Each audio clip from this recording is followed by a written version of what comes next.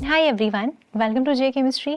सो guys, जैसे हमने last time GATE and IIT JAM exam से पहले अप्रोचिंग न्यू क्वेश्चन सीरीज देखी थी चैनल पे, वही अभी स्टार्ट करने वाले हैं। इसका जो स्केड्यूल रहेगा वो मैंने यहाँ पर मेंशन कर दिया, आप देख सकते हैं। इनके अलावा जो बाकी चैप्टर्स थे ना, वो हमने लास्ट ईयर कवर किए थे, तो उस वाली प्लेलिस्ट का लिंक भी मैं आपको इस वीडियो के डिस्क्रिप्शन में दे दूंगी, वहाँ से आप चेक कर सकते हैं। तो आज है 18 जनवरी, तो अपने पास ये जीओसी प्लस स्टीरियो केमिस्ट्री की वीडियो है। अब ना इसका मेन मोटिव ये होता है कि जब भी हम अपने चैप्टर्स रिवाइज कर रहे होते हैं तो कॉन्सेप्ट तो हम देख लेते हैं, उसी के साथ साथ हमें ये भी पता होता है कि इस वाले पोर्शन से प्रीवियस ईयर में ऐसे वाले क्वेश्चंस पूछे गए हैं, है ना। लेकिन फिर भी हमारी प्रिपरेशन में थोड़े से वर्ड्स रह जाते हैं जो आपके नए क्वेश्चंस क्लियर कर देंगे। जैसे आप सपोज करिए, मैंने यहाँ पे ये फर्स्ट क्वेश्चन लिखा है। अब ना आपने बॉन्ड पोलैरिटी पहले भी देखा होगा, बस ये कंपाउंड्स आपको थोड़े नए लगेंगे।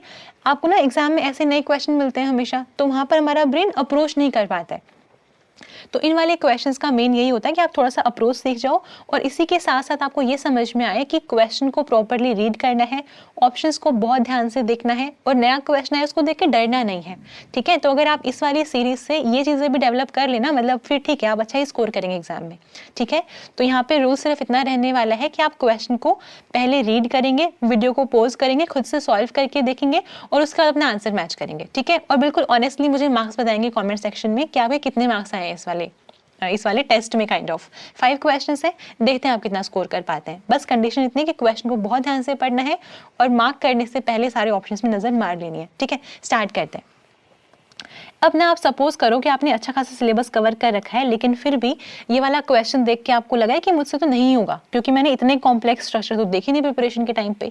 आपको बिल्कुल टेंशन नहीं लेनी, लाइन से पढ़ना है क्वेश्चन। आपको बताना है the correct order of CHA bond polarity for the given compounds is.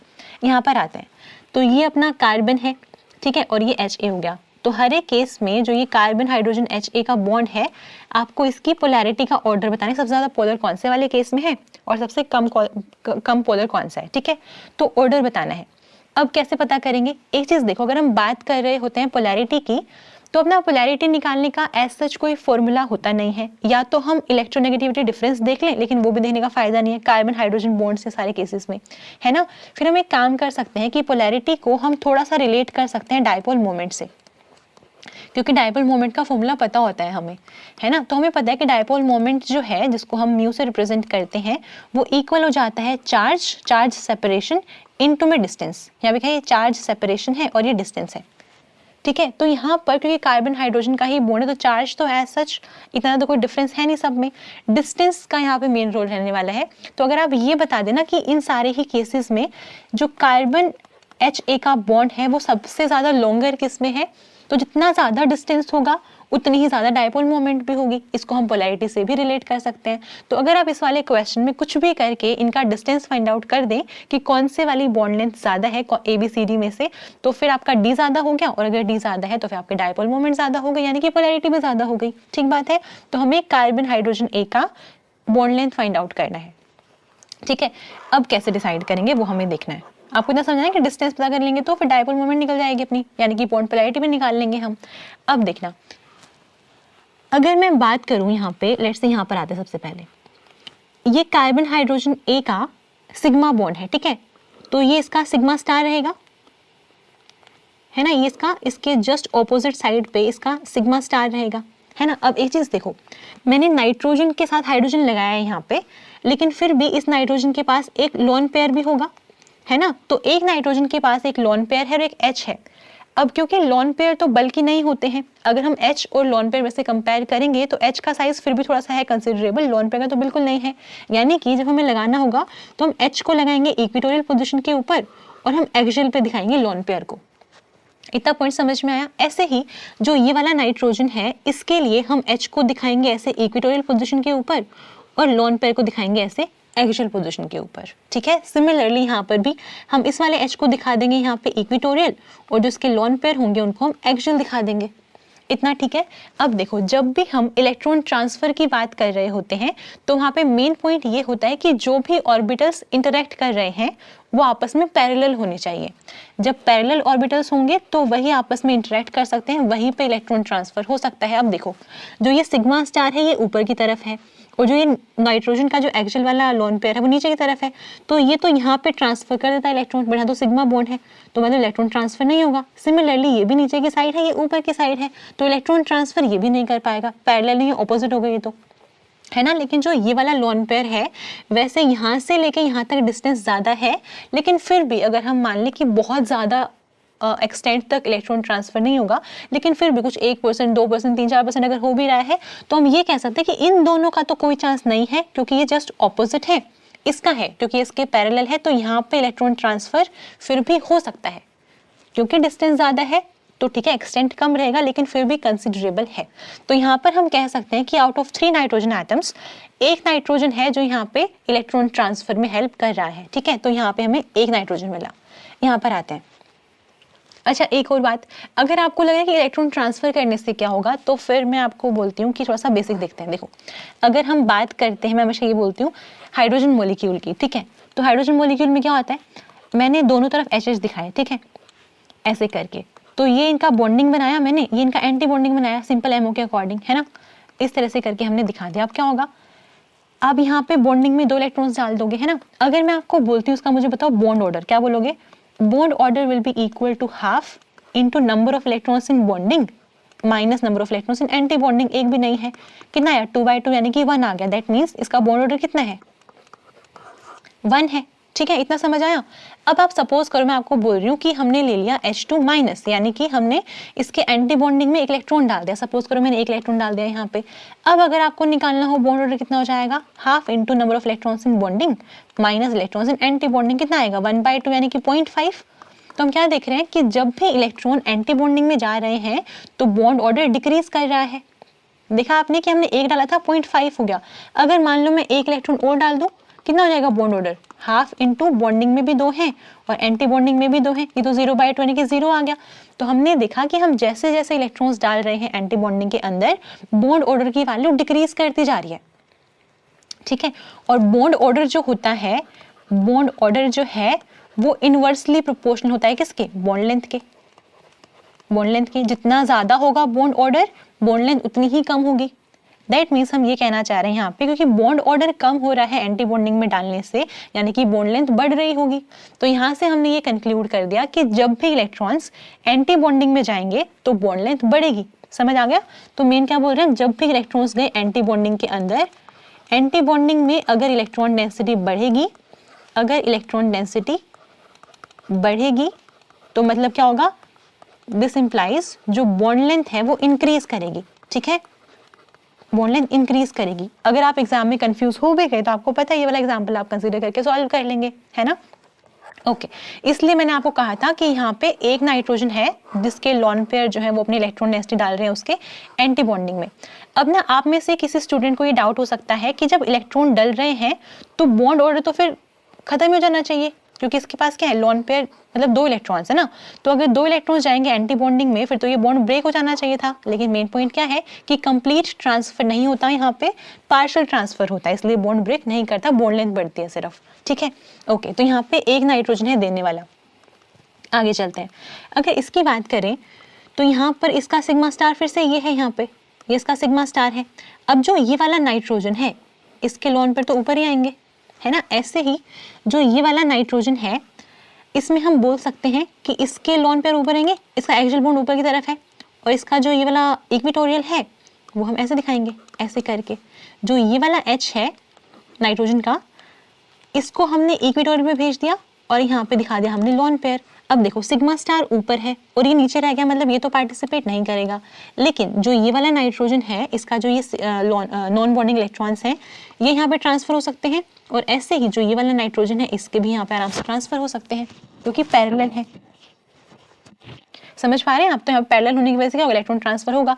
तो यहाँ पे ये वाला नाइट्रोजन भी दे रहा है और ये वाला नाइट्रोजन भी दे रहा है, मतलब कितने हो गए, 2 नाइट्रोजन हो गए जो दे रहे हैं। यहाँ पर आते हैं, फिर से वही करना है।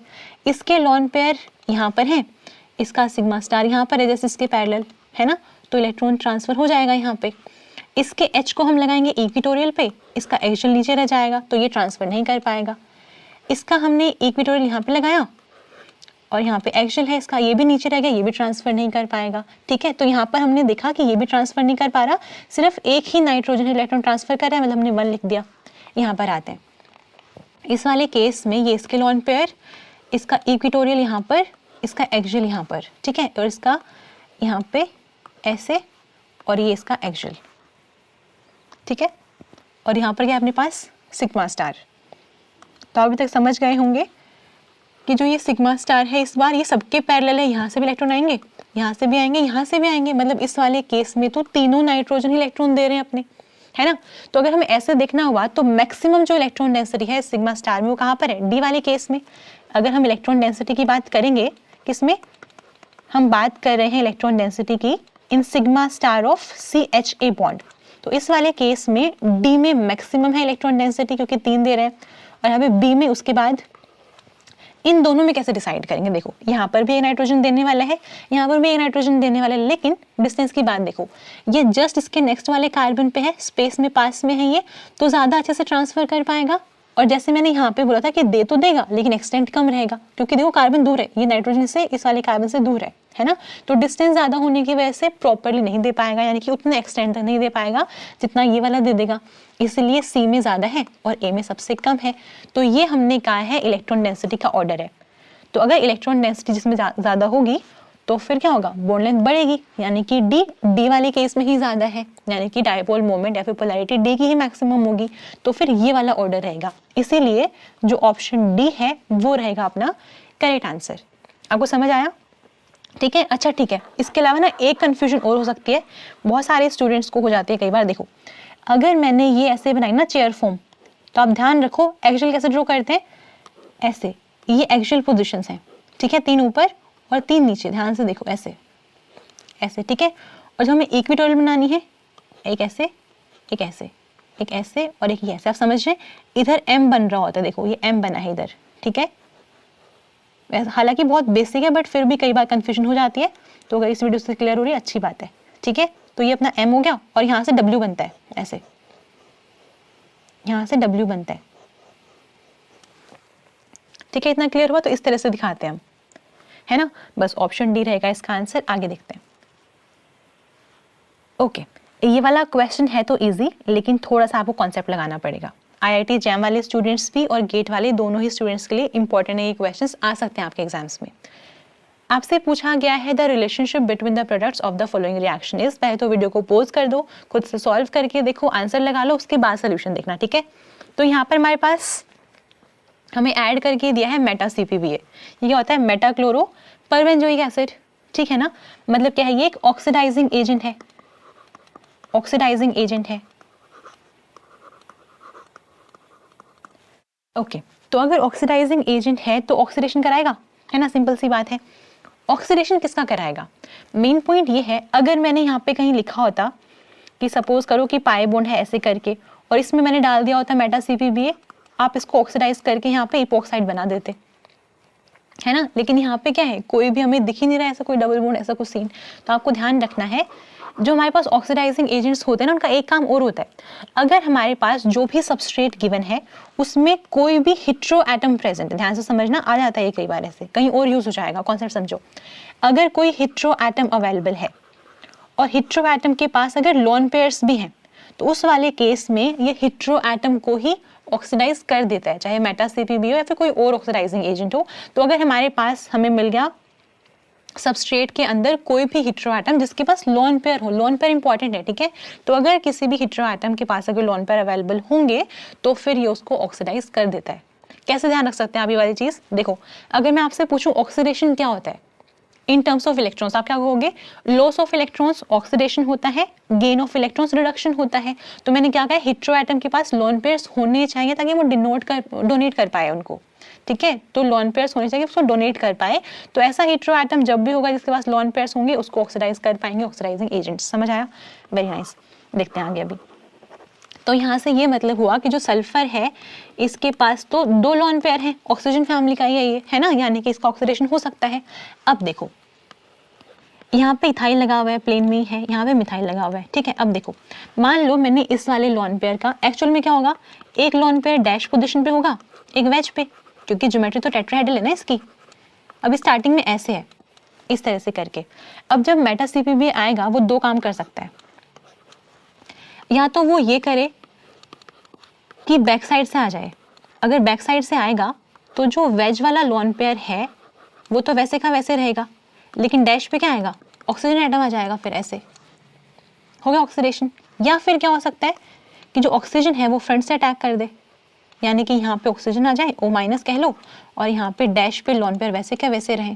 तो ऐसे करके मैंने देखा कि यहाँ पे दो प्रोडक्ट्स बन सकते हैं। ये मान लेते हैं अपना A हो गया और ये B हो गया, है ना। हमें बताना है A और B के बीच में क्या रिलेशन है। आप एक चीज देखो, दोनों प्लेन में जो है अपने पास ग्रुप्स वो तो दोनों में सेम ही है, डिफरेंस किसका है, सिर्फ लोन पेयर का इसका, है ना। अब एक चीज देखो, अगर मैं यहाँ पे लगा दूं मिरर, इस मॉलिक्यूल के जस्ट सामने अगर मैं मिरर लगा दूं, क्या होगा, ये जो लोन पेयर फ्रंट में है, जो इस मिरर के फ्रंट में, वो जो बैक में बैक साइड पे दिखेंगे, और जो ये बैक साइड पे है O- वो इस मिरर में मुझे फ्रंट पे दिखेगा, है ना। तो ये वही तो हुआ है, O- जो बैक साइड पे था वो फ्रंट पे आ गया, और जो ये फ्रंट में थे लोन पेयर वो बैक साइड पे चले गए। ठीक बात है। दैट मीन्स दोनों आपस में क्या है, ये एक दूसरे की मिरर इमेजेस हैं, एक दूसरे की मिरर इमेजेस हैं। इसके बाद चेक कर लो क्या ये सुपर इम्पॉसिबल है या फिर नहीं है। अब क्योंकि देखो चार डिफरेंट ग्रुप है, इथाइल है, मिथाइल है, ऑक्सीजन है, लोन पेयर है। एक ग्रुप, एक एटम के ऊपर जब चार डिफरेंट ग्रुप लगे होते हैं, मतलब क्या हो गया, वो तो 100% कायरल है ना। तो एक एटम के ऊपर जब चार डिफरेंट ग्रुप होंगे तो वो 100% कायरल ही है, यानी कि जो उसकी मिरर इमेज होंगी वो उसके ऊपर नॉन सुपर इम्पॉसिबल होंगी। तो यहाँ से हमने कह दिया, ये क्या है आपस में, non super impossible mirror images, non super impossible mirror images क्या होते हैं, वो इनैनिशोमर्स, ठीक है ना। इसीलिए ऑप्शन ए रहेगा इसका आंसर। अब ध्यान रखो, गेट एंड IIT जैम दोनों ही केसेस में ना, हालांकि ऐसा रिएक्शन देके तो नहीं पूछते, बट स्टिल आपको बहुत सारे कंपाउंड्स देके पूछ लेते कि आपस में रिलेशनशिप क्या है, यानी बस नंबर ऑफ इनैनिशोमर्स कितने हैं, आपको कितने इनैनिशोमेरिक पेयर्स दिख रहे हैं आपको, ऐसे क्वेश्चन पूछते, नंबर ऑफ डायस्टेरियोमेरिक पेयर्स कितने हैं वो पूछ लेते हैं। तो आपको बस देखना आना चाहिए। और यहाँ पे कभी कभी ऐसा भी हो जाता है कि आप उससे पहले रिएक्शन करवा लें छोटी सी, क्योंकि देखो बहुत सिंपल रिएक्शन है, छोटी सी रिएक्शन करवाई, अब जो प्रोडक्ट बना है उसका रिलेशन बता दो, ये भी हो सकता है। ठीक है, तो ऑप्शन ए रहेगा इसका आंसर। आगे चलते हैं, ये वाला क्वेश्चन भी अच्छा है। आपको बताना है इसमें कि जो अपना ये कंपाउंड है, अगर हम इसका एसिडिक मीडियम ले पहले, फिर इसको बेसिक मीडियम में ले, तो कौन से वाली फॉर्म ज्यादा स्टेबल होगी। तो पहले हम बात कर लेते हैं एसिडिक मीडियम की, ठीक है। पहले इसको बना लेते हैं, इन्होंने क्या कहा है, एंटी एंड गोश फॉर्म ना, तो पहले बना लेते हैं। देखो पहले एंटी बना लेते हैं, ये है COOH, let's say carbon number 1 है, ये कार्बन नंबर 2 है, मैंने ये वाली कार्बन नंबर 1 बोल दी, इस वास्ते एक COH लगा हुआ है, 2 H लगे हुए, 2 H लगे हुए ऐसे करके। ये कार्बन नंबर 2 है जिसको हमने सर्कल से रिप्रेजेंट कर दिया न्यूमेन में, है ना। अब एंटी का मतलब हो गया जो लगा हुआ है ग्रुप COH, इसके जस्ट ऑपोजिट जाएगा ऐसे यहाँ पे, और बाकी दोनों H यहाँ लगा दो, तो ये हमने बना दी इसकी एंटी फॉर्म, ठीक है। ये अपनी एंटी फॉर्म हो गई। अब गोश बनानी है, गोश वाले केस में क्या करेंगे, एक को आप सेम रख लो, यहाँ H, यहाँ H, यहाँ पे COOH, ठीक है। अब गोश फॉर्म का मतलब है कि जो दूसरे वाला ग्रुप है जो इनको डिफरेंशिएट कर रहा है बेसिकली, उसको यहाँ पे लेके आएंगे, ये अपनी हो गई है गोश फॉर्म, ठीक है। अब आपको बताना है कि एसिडिक मीडियम में कौन सी स्टेबल होगी और बेसिक मीडियम में कौन सी स्टेबल होगी। सबसे पहले बात कर लेते हैं एसिडिक मीडियम की, कॉन्सेप्ट समझना वो इंपॉर्टेंट है, और पहले सॉल्व करने का ट्राई करो खुद से, मार्क्स भी तो देना है आपको, है ना, तो पहले खुद से सॉल्व करो। देखो एसिडिक मीडियम का मतलब हो गया बहुत सारे H+ आएंगे, ये तो खुद ही एसिड है, इसको कुछ फर्क नहीं पड़ने वाला, है ना। एसिडिक मीडियम में जैसे ग्रुप है वैसे के वैसे रहेंगे। अगर बेसिक मीडियम लेते तो बेसिक मीडियम में क्या होगा, ये इसका H+ निकाल लेगा, बेसिक मीडियम में मतलब क्या है, वहाँ पे OH- ज़्यादा होंगे, H+ निकाल लेगा। बट एसिडिक मीडियम में जैसे ये है वैसे के वैसे रहेंगे, ठीक बात है। अब देखते हैं, देखो अगर मैं इसको थोड़ा ढंग से लिखूँ ऐसे करके, ऐसे, ठीक है, और यहाँ पर हम ऐसे दिखा दें, तो क्या होगा, जो ये वाला H है वो इस वाले ऑक्सीजन के साथ क्या कर सकता है, हाइड्रोजन बॉन्डिंग, है ना। तो यहाँ पे हाइड्रोजन बॉन्डिंग वाला कॉन्सेप्ट आ रहा है। इस वाले केस में क्या है, लिखने को तो आप इसको भी लिख दो ऐसे, लेकिन इन दोनों का डिस्टेंस ही इतना ज़्यादा है कि हाइड्रोजन बॉन्डिंग हो ही नहीं पाएगी। तो क्योंकि एसिडिक मीडियम में जो गोश फॉर्म है उसमें यहाँ पे एटलीस्ट एक हाइड्रोजन बॉन्ड आराम से बन सकता है ना, तो हाइड्रोजन बॉन्डिंग हो रही है, तो इसीलिए जो एसिडिक मीडियम है उसमें गोश फॉर्म ज़्यादा स्टेबल होगी। ठीक है, तो मतलब या तो ऑप्शन ये वाला रहेगा अपना, ये नहीं हो सकता, ये नहीं हो सकता, या फिर ये रहने वाला है। ठीक है, अब आते हैं किसमें, बेसिक मीडियम में। बेसिक मीडियम में क्या होगा, अब बेसिक मीडियम में जो ये COOH है वो H नहीं रख सकता अपने पास, ये चेंज हो जाएगा CO माइनस में, ये भी चेंज हो जाएगा CO माइनस में, ये भी हो जाएगा CO माइनस, और ये भी हो जाएगा CO माइनस। ठीक है, बेसिक मीडियम में ये हो जाएगा। अब देखो, क्योंकि H ही अवेलेबल नहीं है यहाँ पे, इसमें तो पहले भी नहीं हो रही थी हाइड्रोजन बॉन्डिंग, यहाँ पर हो रही थी, लेकिन H चाहिए था हाइड्रोजन बॉन्डिंग के लिए, वो H चला गया, मतलब हाइड्रोजन बॉन्डिंग अब इसमें भी नहीं है, हाइड्रोजन बॉन्डिंग इसमें भी नहीं है। अब क्या करेंगे, अब देखो हम ये कहते हैं कि जो सिमिलर चार्जेस होते हैं उनको हम मैक्सिमम डिस्टेंस पे रखते हैं। सिमिलर चार्जेस का मतलब हो गया, अगर नेगेटिव नेगेटिव है दोनों को मैक्सिमम डिस्टेंस पे रखेंगे, अगर पॉजिटिव पॉजिटिव है दोनों में रिपल्शन होगा, दोनों को दूर दूर रखेंगे, है ना। तो हम ये बोलते हैं कि सिमिलर चार्जेस को हम मैक्सिमम डिस्टेंस पे रखेंगे। तो यहाँ पे तो अगर आप ध्यान से देखोगे, इसको अगर मैं प्रॉपरली बनाऊं तो मैं ऐसे बना सकती हूँ। इस बार लोन पे देखो कितने आगे, दो पहले से थे, नेगेटिव चार्ज भी ऐसे करके।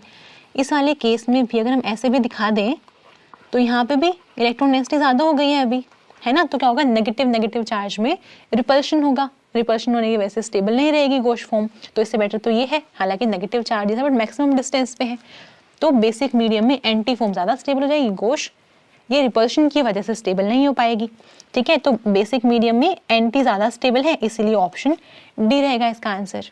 ठीक है, तो जब भी आपको कोई नया क्वेश्चन दिखता है ना, बिल्कुल बेसिक्स पे जाओ। जब भी लग रहा है क्वेश्चन बहुत कॉम्प्लिकेटेड आ गया, एकदम बिल्कुल बेसिक सोचना शुरू करो कि क्या पूछा हुआ है। एसिडिक मीडियम मतलब H+ ज़्यादा होगा, बेसिक मीडियम मतलब OH- ज़्यादा होगा, और जब एसिडिक ग्रुप है तो एसिड मीडियम में कुछ नहीं फर्क पड़ने वाला।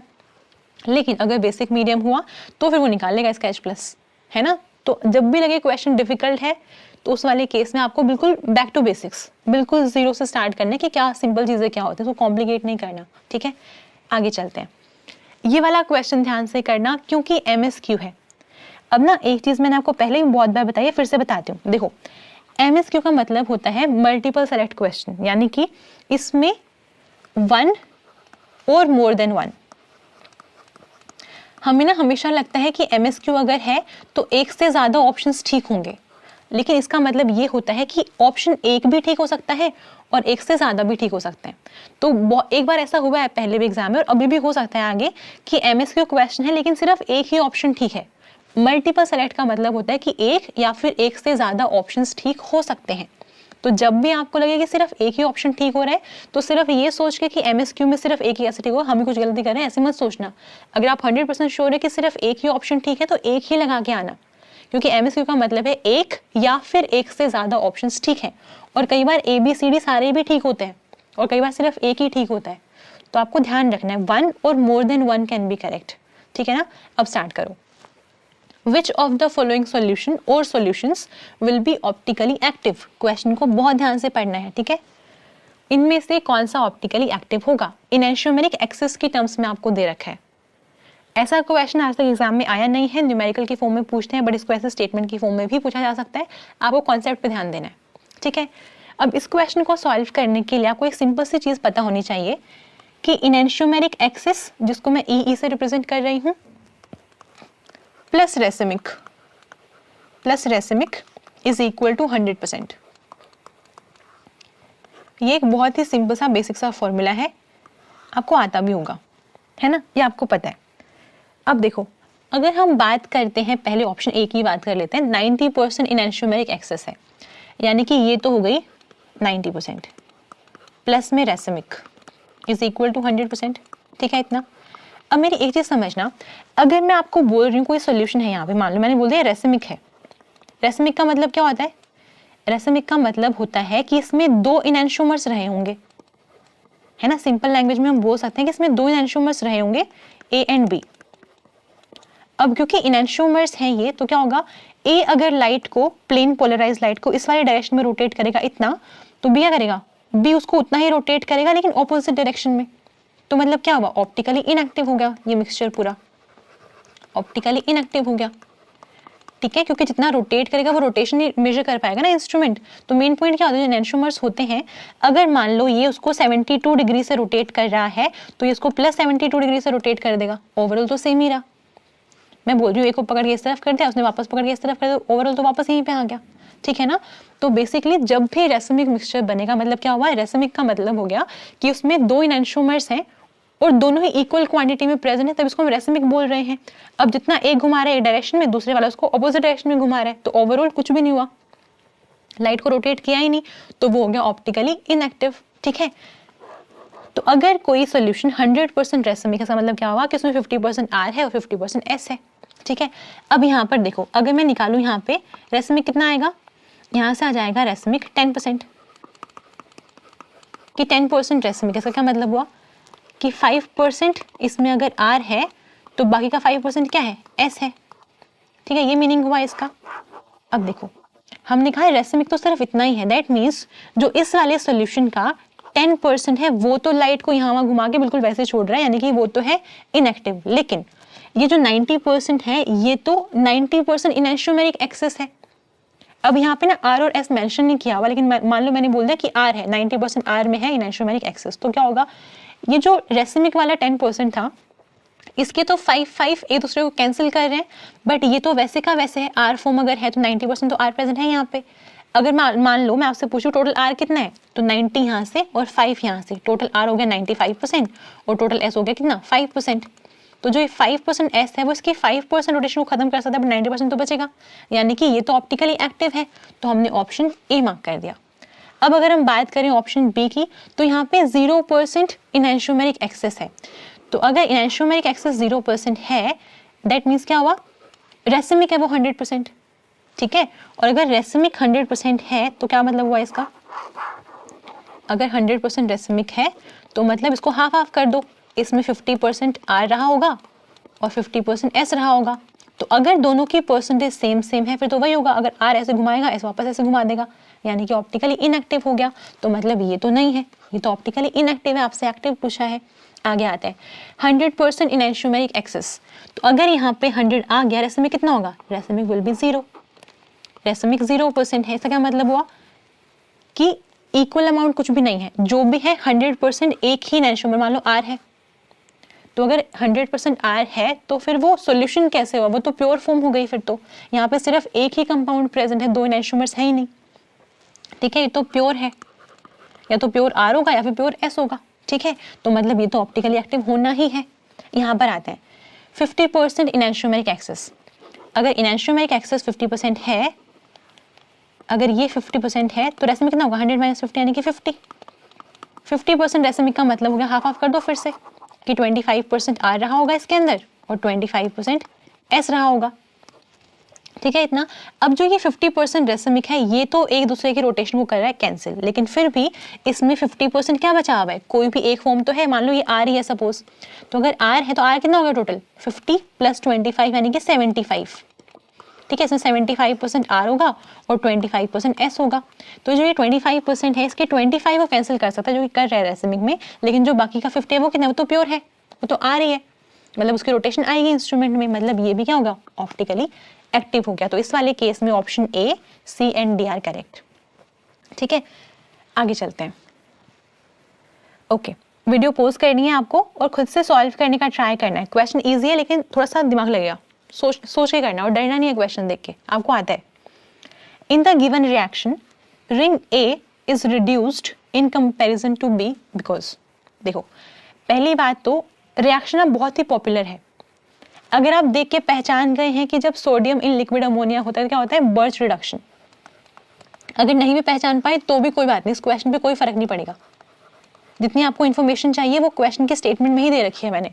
इन्होंने कहा है बर्च रिडक्शन है, मान लो नहीं भी कहा, बट यहाँ लिखा हुआ है कि रिंग ए जो है वो रिड्यूस हो रही है in comparison to ring D. ऐसा क्यों हो रहा है वो आपको बताना है। देखो, बहुत ही सिंपल सा कॉन्सेप्ट है, हमें बिल्कुल इसकी नीड नहीं कि हम मैकेनिज्म लिखे और फिर फाइंड आउट करें, बिल्कुल नीड नहीं है।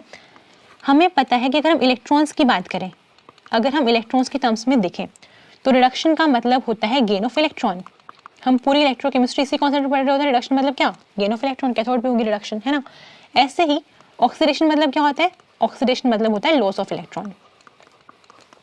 Loss of electron. ठीक है, अब क्योंकि इन्होंने कहा है कि रिंग ए रिड्यूस हो रही है in comparison to ring B, मतलब रिडक्शन है, और रिडक्शन है तो क्या हो गया, गेन ऑफ इलेक्ट्रॉन, है ना।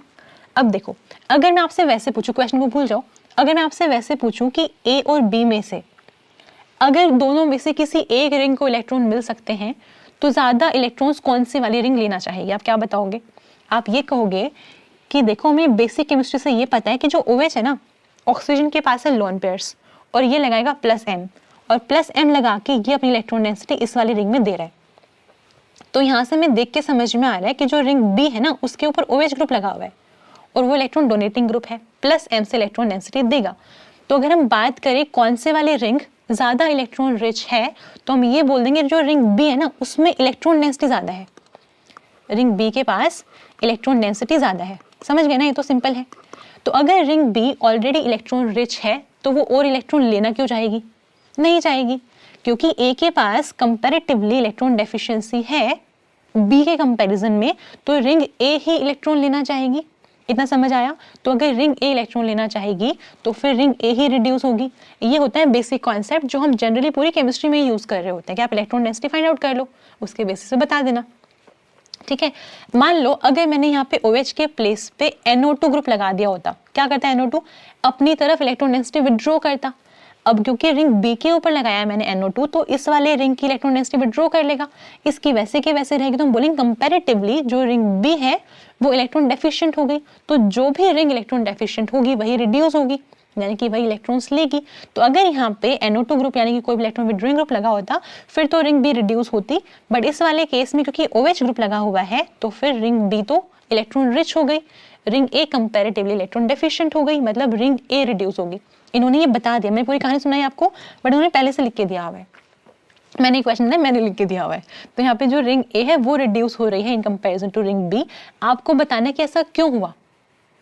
अब ये इलेक्ट्रॉन रिच इलेक्ट्रॉन डेफिशिएंट तो अपना कॉन्सेप्ट है बेसिक, बट उसके बेसिस पे क्वेश्चन ही नहीं फ्रेम हुआ। क्वेश्चन में बात हो रही है होमो-लूमो की। OH group increases the energy of the HOMO of the reaction, या फिर option B OH group increases the energy of LUMO of the reaction. अब देखो, जब भी होमो लूमो या फिर इलेक्ट्रॉन ट्रांसफर की बात आएगी, आपको ये पता होना चाहिए इस पूरी रिएक्शन में इलेक्ट्रॉन कहाँ से कहाँ जा रहे हैं। देखो, हमें ये समझ में आया कि इलेक्ट्रॉन रिंग्स ना एक्सेप्ट कर रही है, मतलब एक्सेप्ट करने का मतलब क्या हो गया, लूमो होंगे ये, लोएस्ट अनऑक्यूपाइड मॉलिक्यूलर ऑर्बिटल, क्योंकि अनऑक्यूपाइड मॉलिक्यूलर ऑर्बिटल में ही एक्सेप्ट कर सकते इलेक्ट्रॉन्स को। और आएंगे कहाँ से इलेक्ट्रॉन्स, होमो से, हाईएस्ट ऑक्यूपाइड मॉलिक्यूलर ऑर्बिटल से। तो यहाँ पर मतलब जो ये रिएजेंट है ना, ये होमो का काम करने वाला है। इलेक्ट्रॉन देगा कौन, देखो ऑप्शंस अगर पढ़ोगे ना, आपको यहाँ दिख रहा है नॉन बॉन्डिंग ऑफ सोडियम या फिर 3s ऑर्बिटल ऑफ सोडियम। देखो, सोडियम जो है अपना एल्कली मेटल है ना। अब अगर मेटल है, प्रॉपर्टी क्या होती है इसकी, अपना इलेक्ट्रॉन बहुत आराम से लूज कर देगा, Na+ बन जाएगा, नोबल गैस की कॉन्फिगरेशन स्टेबल हो जाएगा, है ना। तो हमें ये पता है कि इस वाले रिएक्शन में थोड़ा सा ध्यान देंगे तो बता देंगे कि जो सोडियम है वो अपना इलेक्ट्रॉन दे रहा है, ठीक है। तो मतलब ये तो हो गया होमो, इसके पास इलेक्ट्रॉन डेंसिटी है, वो इस रिंग में डाल रहा है, तो ये अपना होमो हो गया, यानी कि सोडियम से आया है तो सोडियम अपना होमो हो गया और लूमो यहाँ पे है। अब देखो एक चीज समझना, अगर मैं आपको बोलूं कि देखो इसके पास जो रिंग ए है उसमें भी पाई स्टार ऑर्बिटल है, मॉलिक्यूलर ऑर्बिटल, और जो रिंग बी है उसमें भी पाई स्टार है, क्योंकि देखो कार्बन डबल बॉन्ड कार्बन तो है ना इस वाली के पास भी, इस वाली रिंग में भी है कार्बन डबल बॉन्ड कार्बन। तो अगर पाई बॉन्ड है तो फिर पाई स्टार भी तो होगा, तो पाई स्टार इन दोनों के पास ही है ना। लेकिन अगर मैं आपको बोलूं कि मान लो मैंने ऐसे दिखाया, मैं बोल रही हूँ एक ये पाई स्टार है, एक ये पाई स्टार है, आप मुझे ये बताओ इन दोनों पाई स्टार में से रिंग ए का पाई स्टार कौन सा है और रिंग बी का कौन सा है। हमने क्या कहा है कि ये इलेक्ट्रॉन डेंसिटी देगा रिंग के अंदर, है ना। तो आप एक चीज ध्यान रखो, जो इलेक्ट्रॉन डोनेटिंग ग्रुप होते हैं वो एनर्जी को इंक्रीज करते हैं, और जो इलेक्ट्रॉन विड्रॉइंग ग्रुप होते हैं वो एनर्जी को डिक्रीज करते हैं। अब क्योंकि ये इलेक्ट्रॉन डोनेटिंग ग्रुप है तो ये सिस्टम की एनर्जी को बढ़ा देगा, यानी कि जो रिंग बी है उसकी एनर्जी को बढ़ा देगा। मतलब जो ये वाला लेवल मैंने दिखाया है इसको हम बोल सकते हैं ये रिंग बी के लिए है और ये रिंग ए के लिए है, ठीक है। अब देखो, जब इलेक्ट्रॉन देगा सोडियम तो हर एक कोई सिस्टम या हर कोई स्पीशीज चाहता है कि वो लोएस्ट एनर्जी पे जाके रुके, है ना। अब जो ये इलेक्ट्रॉन है ये चाहेगा वो लोएस्ट एनर्जी पे जाए, तो इसको ये भी एम्प्टी दिख रहा है और इसको ये वाला लेवल भी एम्प्टी दिख रहा है, तो इसका ऑप्शन क्या है, या तो यहाँ पर आए ये या फिर यहाँ पे जाए। अब जितनी एनर्जी कम करेगा सिस्टम उतना ज़्यादा स्टेबल होगा। तो जब इसका ऑप्शन है तो ये ए में ही जाएगा, है ना, और ये ए में ही जाता है। ए में जाने की वजह से क्या होता है, ये वाली रिंग रिड्यूस होती है। ठीक है, अब आते हैं यहाँ पे OH ग्रुप ने क्या किया है, OH ग्रुप ने जो इसकी एनर्जी है, जो LUMO की एनर्जी है pi star of carbon double bond carbon ring B की, उसको बढ़ा दिया है ना। एनर्जी बढ़ाने की वजह से अब ये पार्टिसिपेट नहीं कर पा रहा रिएक्शन में। ठीक है, तो हम बोलेंगे OH ग्रुप ने इंक्रीज कर दिया एनर्जी को। किसकी एनर्जी को, LUMO की। होमो तो है ही नहीं इसका, होमो इसका हम तब कंसीडर कर रहे होते अगर इसको इलेक्ट्रॉन देने होते। अब यहाँ पे अगर रिएजेंट कोई भी ऐसा हम डालते जो इलेक्ट्रॉन डेफिशिएंट होता, फिर तो ये वाली रिंग भाग के रिएक्ट करती, क्योंकि ये देने वाला हो जाता फिर। और अगर देता मतलब क्या हुआ, एनर्जी बढ़नी चाहिए ना, तो बढ़ा दी इसने एनर्जी तो। लेकिन यहाँ पे होमो की बात नहीं हो रही। होमो यहाँ पे कौन है, सोडियम इलेक्ट्रॉन देने वाला है, रिंग्स को एक्सेप्ट करने हैं, है ना। अब क्योंकि इसके लगने की वजह से एनर्जी बढ़ गई है, तो मतलब ये तो नहीं हटेगा, ये LUMO की बात हो रही है। इसने एनर्जी बढ़ाई है लेकिन LUMO की एनर्जी बढ़ाई है, तो ऑप्शन बी ठीक रहेगा। ठीक है, इसके बाद बात हो रही है इलेक्ट्रॉन ट्रांसफर की। अब इलेक्ट्रॉन कहाँ से कहाँ गए हैं, यहाँ लिखा हुआ है मैंने नॉन बॉन्डिंग ऑफ सोडियम। अब सोडियम तो मेटल है, उसकी कोई बॉन्डिंग है ही नहीं किसी के साथ। सारे इलेक्ट्रॉन्स कैसे हैं, हम सिंपल दिखा सकते हैं कि बॉन्डिंग में है ही नहीं सारे इलेक्ट्रॉन्स। फिर भी मान लो कि चलो ठीक है बॉन्डिंग में मतलब सारे नॉन बॉन्डिंग हो गए, तो ठीक है, अगर आप ये भी कह रहे हो चलो मान लिया नॉन बॉन्डिंग इलेक्ट्रॉन्स किसमें गए, pi star of ring B. जब रिंग बी रिड्यूस ही नहीं हुई तो इसमें कैसे जाएंगे, ये तो गलत हो गया। या फिर हम ये कह सकते हैं कि जो सोडियम है क्या होता है 1s2 2s2 2p6 3s1। तो जो ये वाला इलेक्ट्रॉन है वो कहाँ गया, इसके पाई स्टार में। वही लिखा है मैंने यहाँ पे कि जो 3s ऑर्बिटल है सोडियम का, वहां से इलेक्ट्रॉन गया है रिंग ए के पाई स्टार में और वो रिड्यूस हो गई है, और इसलिए हम ऑप्शन डी मार्क कर रहे हैं। तो यहाँ पे ऑप्शन बी भी ठीक है और डी भी ठीक है ना। तो यहाँ पर अपने जो ये क्वेश्चंस थे 5, आई होप आपको पसंद आए होंगे और क्वेश्चन सॉल्व करने में मजा भी आया होगा। देखो देयर आर चांसेस कि ऐसे क्वेश्चन आपको एग्जाम में देखने को ना मिले, बट मेन मोटिव क्या था मेरा कि आपको एक तो जो आपकी प्रिपरेशन में थोड़ा बहुत वॉइड रह जाता है कि अच्छा हमने हमारा ध्यान ही नहीं गया इस वाले कॉन्सेप्ट के ऊपर, वो आपको थोड़ा सा रिवाइज हो जाएगा, और इसके साथ साथ आपकी हैबिट बनेगी आप क्वेश्चन को प्रॉपरली रीड करें और मार्क करने से पहले ऑप्शंस को भी प्रॉपरली देखें। ठीक है, अच्छा मुझे बताना आपके मार्क्स कितने आए आउट ऑफ 5, ऑनेस्टली बताना, ठीक है, कितने मार्क्स आए हैं, और इसी के साथ साथ इनमें से आपका फेवरेट क्वेश्चन कौन सा था। ठीक है, वो मुझे बताना कमेंट सेक्शन में। अब 20th को मिलेंगे नेक्स्ट चैप्टर के साथ, तब तक के लिए हैप्पी लर्निंग।